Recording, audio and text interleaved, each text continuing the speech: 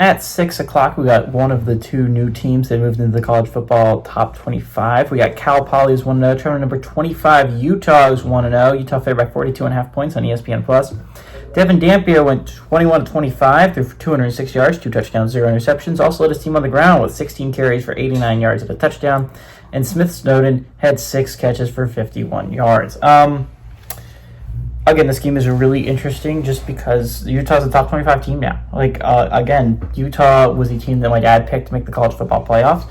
They were on my list of 12 teams outside the top 25 to start the year that could make the college football playoffs. Utah's a really solid team. The Utes are a good team that has a lot of talent. Again, they're coached by Kyle Whittingham. I don't think anyone expected them to stay 5-7 after last year.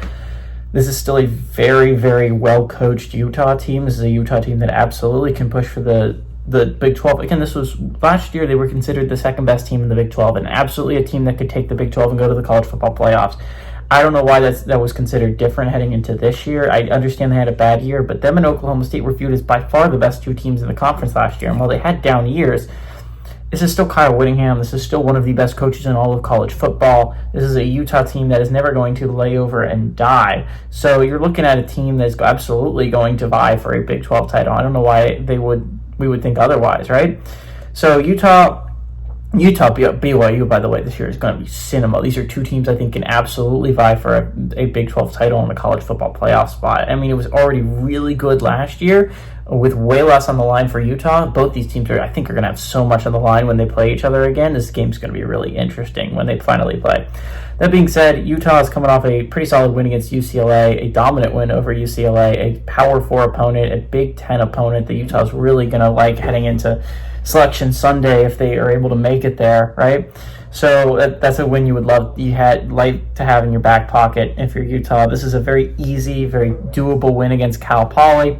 Again, Utah's a light years better. I think what's really going to be interesting is watching Utah this year. Again, the Big 12 as a whole is so fascinating because every single team I talk about in the Big 12, I'm like, this team could absolutely win the conference, and I legitimately believe that for every team I say.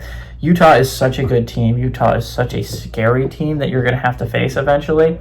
I think there's going to be some really, really interesting drama coming up between when Utah has to play Iowa State and Utah has to play teams like Baylor. Again, the Big 12, I think, season's going to be really, really interesting. I would be shocked if the team that won the conference has less than 2 losses. I think every team is going to lose at least 2 in conference games because every game is going to be a gauntlet. You are going to play a good team almost every week.